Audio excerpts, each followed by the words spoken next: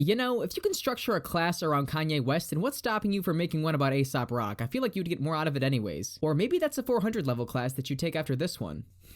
What is going on, everybody? Welcome back to the Music Gauntlet channel. I hope you all are having a wonderful day so far, and today we are going to be talking about the latest album from Aesop Rock called Spirit World Field Guide. And no, we're not talking about the Spiderwick Chronicles. Aesop Rock is a New York native known for having albums that feel like you're flipping through a dictionary and just reading a random page you happen to stumble across. His vast and very detailed vocabulary surpasses every other rapper in the game, which was actually charted out and is evidently proven true, and makes me feel as though my IQ is extremely low by the time I'm done finishing a song by him. I compare his rapping to the likes of a show that you may or may not know called Rick and Morty. With a show like that, there's a lot to unpack and dive into if you so choose to, but that's not always necessary to have full enjoyment of the art that's in front of you. You can analyze the themes and concepts that are presented in front of you, or you can just sit back and enjoy the ride. No big brain required. In the case of Aesop Rock though, there are instances where I found myself enjoying the song 10 times more after understanding what it's actually about. In any case, he's finally back after a 4-year hiatus after dropping his last album in 2016 called The Impossible Kid, one of my favorites from that year. Although it hasn't been a complete dry spell since then, at the top of 2019, he worked with the producer Tobacco to release his project Malibu Ken. Though if there's one thing that Aesop Rock fans know, it's that when it comes to his solo projects, they get a lot more personal. Peeling back the layers of his mind to paint these vivid pictures that at times can almost be pretty freaky with the amount of detail he gets into. I mean, I compliment any rapper or artist in general that's able to paint an extremely vivid picture with their words, but when it comes to Aesop, he gives me shivers sometimes with the amount of detail that he gives. But with his latest release being 21 tracks in total, was each song going to serve its purpose in backing up the themes and concepts presented on this project? Or would it end up being too cryptic and lengthy to want to dissect in full? Well, ladies and gentlemen, it's up to you if you choose to dissect this album. However, if you do so, then you are going to be strongly rewarded. As said by Aesop Rock in his Flood magazine interview, this album acts as a literal field guide. Meaning, while listening to this album in chronological order does aid this album's experience overall, and it does for me anyways,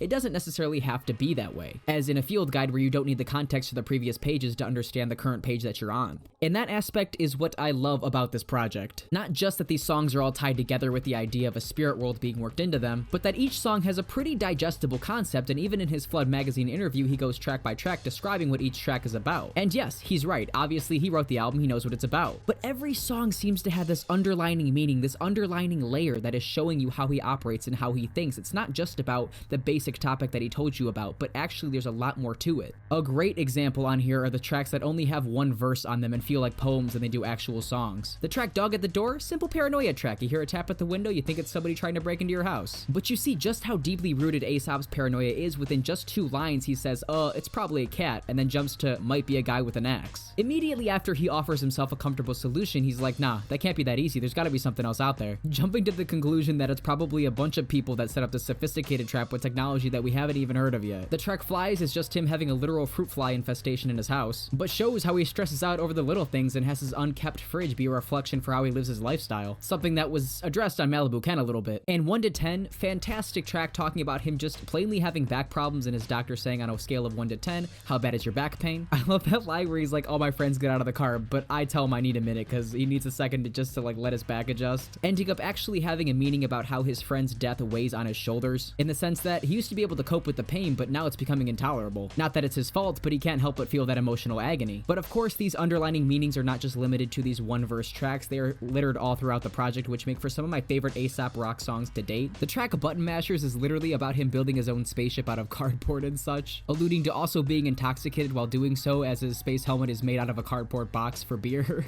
You know, like that one friend that got a little too lit at the party. But again, we're offered a perspective into how unkept and depressing Aesop's lifestyle can be. Whether it's detailing only leaving his house to pay his bills or getting cat food for Kirby, or addressing how his neighbors must think he's crazy by seeing lights flashing under his doorway, and then whispering about it behind his back. On the track Crystal Sword, he's accepted his role into darkness. Instead of shying away from it, now he just fully accepts that that's part of who he is. Talking about himself conversating with a fictional final boss, in which that final boss feels bad for him and tells him what's mine is yours, and he breaks him off some weed before he leaves. Making jokes to lighten the darker subject matter, but also acknowledging that it is pretty dark subject matter, as the people who surround him are all praying for him. Showing how the spiritual venture isn't always going to be enlightening, it's going to have have its consequences attached to it as well. And the best exploration of that, I think, comes in a trio of songs found in the back end, that being Attaboy, Korokushi, hopefully I'm pronouncing that right, and Fixed and Dilated. Attaboy really makes light of his spiritual journeys. He's talking about bouncing around from spirit to spirit, and I like the line when he talks about how he's basically Bam Bam. You could drop a piano on him, but it's not gonna hurt him because he's basically invincible in the spirit state. And I don't really know the context of this line about winter. I don't know if it's actually winter outside of his apartment or if it's winter in the spirit state that he's in, but the line when he says winter comes in like Britney bitch, like it has that much emphasis. I love his wordplay, man. But then you go to Korokushi, again, hoping I'm pronouncing that right, where instantaneously he is no longer enjoying or having a fun time in the spirit world, as it dawns on him that he's basically the architect of his own loneliness that is going to potentially lead to his death if he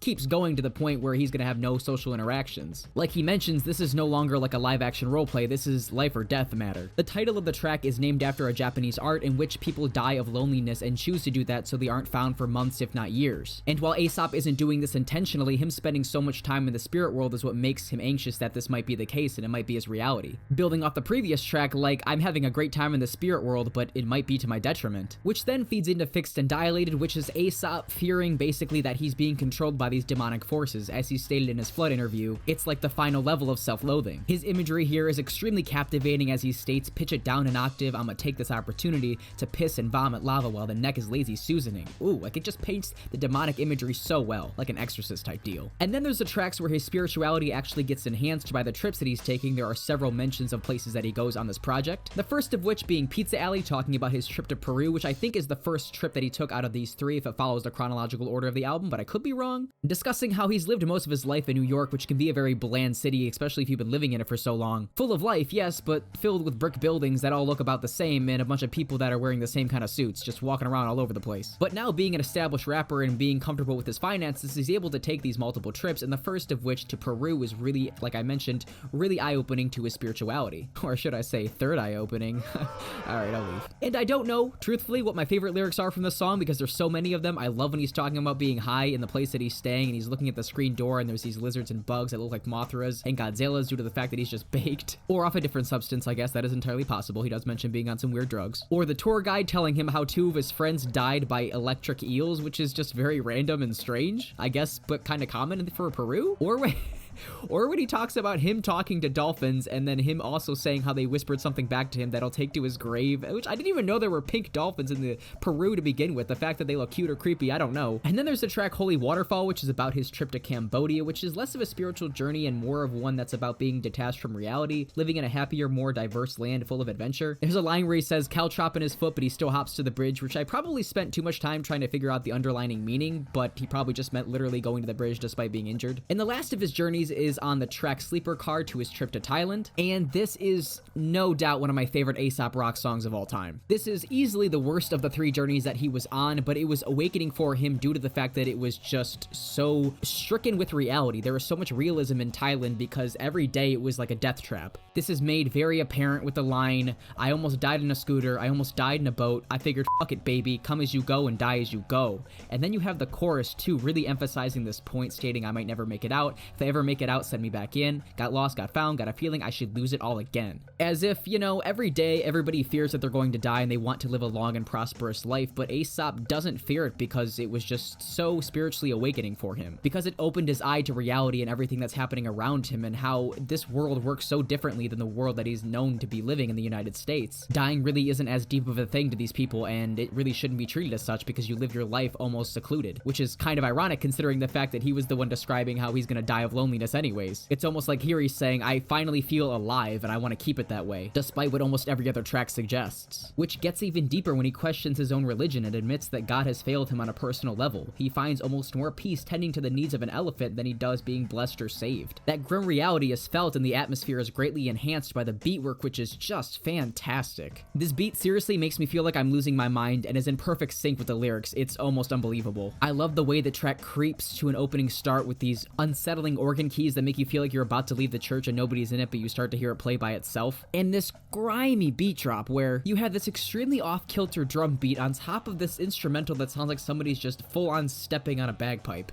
It creates the perfect chaotic atmosphere for what the track discusses, like I mentioned. Like, seriously, maybe the best track on this project. I love this. And while we're on the subject, yeah, the production all over this album is just great. I love how in the track The Gates, it sounds like the starting screen for an 8-bit video game, which eventually gets combined with these really schizophrenic bass chords. Fitting because it's the opening track to the album, almost sonically preparing you for the journey you're about to embark on. The track Gauze has these really unsettling guitar strings that sound like the belly of a gigantic beast grumbling. Perfect for him describing this individual spiritual adventure in which it feels like he's on a battleground during a rainy day. It's a lot more of an uphill battle than it is an enjoyable experience. And the track Salt has these really eerie guitar strings that sound like a wolf howling at the moon, accompanied with these high piano notes make the track really have this unnerving feeling. And yeah, I could keep going on and on about how great the production is on this project, but I can just cut it off here just for the sake of time. Thoroughly impressed that Aesop once again handles the production pretty much entirely by himself. He tends to incorporate a lot of basic and dirty drum beats that remind you of the boom bap style of New York, the place that he came from, but it's the way that he builds the atmosphere around those simple drum beats that's just insane. I really admire how the latter half of the project gets a lot more twisted and dark with its production, a lot more experimental in a way. It makes the album have a feeling of progression, but it also makes the beginning half have some of the weaker beats out of the bunch, even though they're all pretty good beats overall. And another minor flaw is, despite me going over what he said about these tracks and reading through the lyrics myself, the songs Boot Soup and Coveralls didn't really fit all that much for me, and even though I understood vaguely what they were about, they didn't really help the progression of the project. Probably could have been left out. And I get that he did say this was a field guide and individual songs aren't supposed to be connected with each other, but again, it just doesn't really help the experience either. It just makes it a little more muddied. But overall, I would say 1000% Aesop Rock comes through with yet again another stellar project here. It's the kind of project that you thoroughly enjoy more knowing what these songs are about and understanding what he's saying by some of these cryptic lyrics, but once you do that, like, it is such a blast. And I had such a good time reading into these lyrics, deciphering it for myself, because a lot of these lines you can almost take upon yourself to decipher the way you want them to. Despite the literal meaning of these tracks,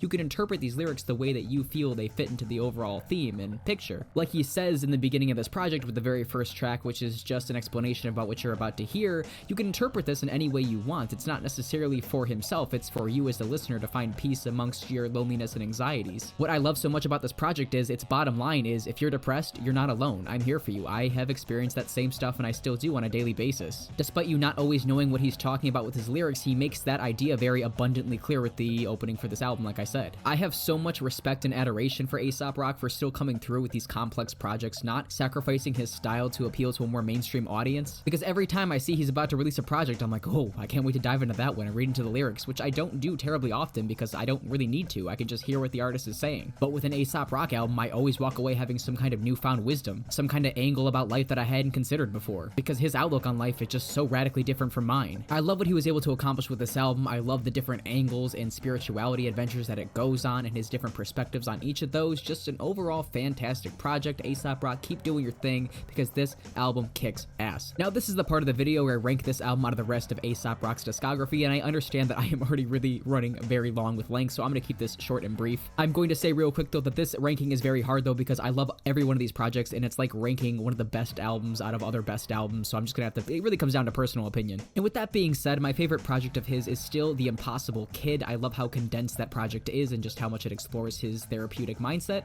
followed by Skeleton, and then Spirit World Field Guide, and then Bazooka Tooth, Labor Days, None Shall Pass, Malibu Ken, and Float. And for my top 5 songs from the project, I'm going to have to go with Pizza Alley, Jumping Coffin, Salt, Sleeper Car, and Fixed and Dilated. And that is all I got for you guys. I know this was a longer video. Thank you for hanging in there with me. I do truly appreciate it. If you made it all the way into the end, you know I appreciate you making it all the way into the end. Just remember, this is my opinion. If you guys think this album is better than I thought, worse than I thought, let me know in the comments section, or you can follow me on Instagram and Twitter, and we can talk about it there. If you want to leave a like or subscribe, I'd appreciate that as well. And I'll see you in the next one.